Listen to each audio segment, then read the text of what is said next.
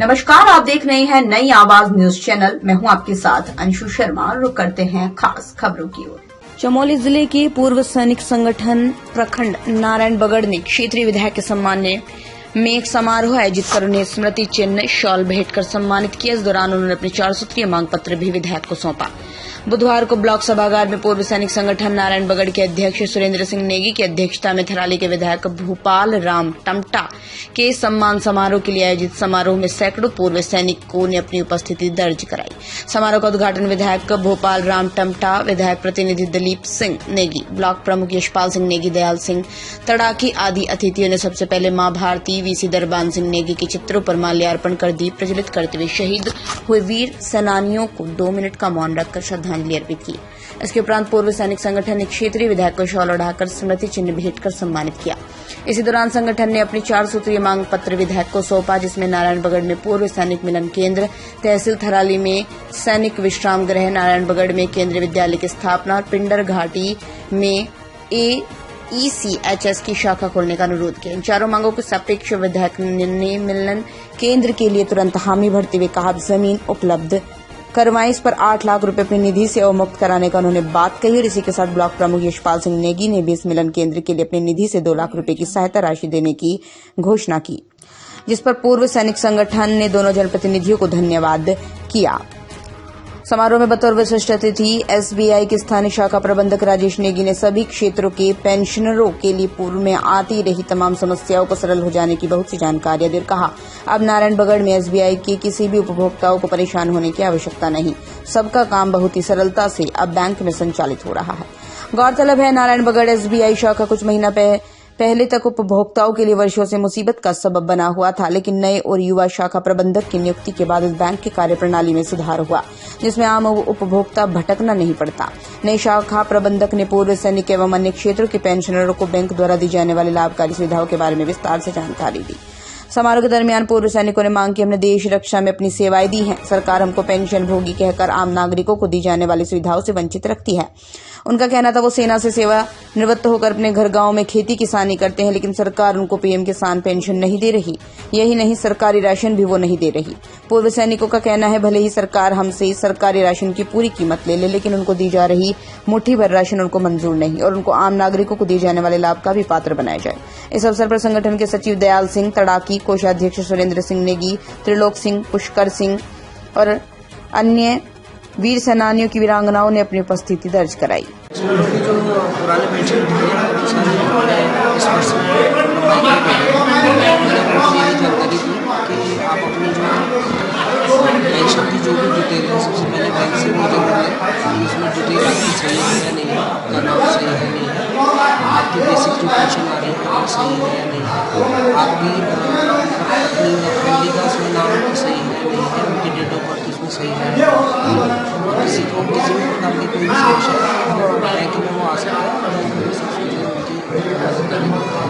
आज जैसे पेंशनों के लिए लोनिंग से संबंधित जैसे पूछा गया था उसको काफ़ी पेंशनर्स हमारे ऐसे हैं जिन्होंने कि बैंक से पहले भी लोन लिया, कि अगर किसी ने पहले लोन लिया तो बैंक में जाते हैं एक बार देखते हैं कि ब्याज दर ज़्यादा तो नहीं लग रही, क्योंकि अभी ब्याज की दरें पेंशनरों के लिए कम हो रही है, तो किसी ने पहले से लोन लिया तो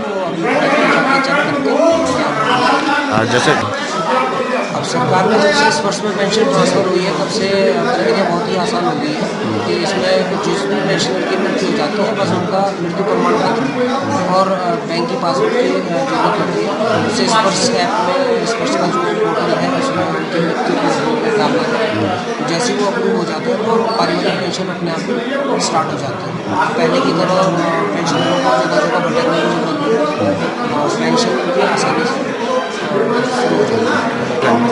संदेश यही है कि सभी लोगों को अपना जो भी उनका पैसा है उसका ध्यान रखना चाहिए और जो भी उनका कमाया हुआ पैसा है उसका कोई दुरुपयोग न करें, क्योंकि आजकल फ्रॉड में बहुत सारे लोग बैंक के नाम से कॉल कर देते हैं कि भाई मैं बैंक से बोल रहा हूँ और आप अपना OTP बता दीजिए, अपना ATM का नंबर बता दीजिए, उसमें थोड़े बोलने वाले बता भी देते हैं। मेरा शुरू से यही नहीं बता कि किसी भी प्रकार की अपनी निजी जानकारी नहीं देंगे।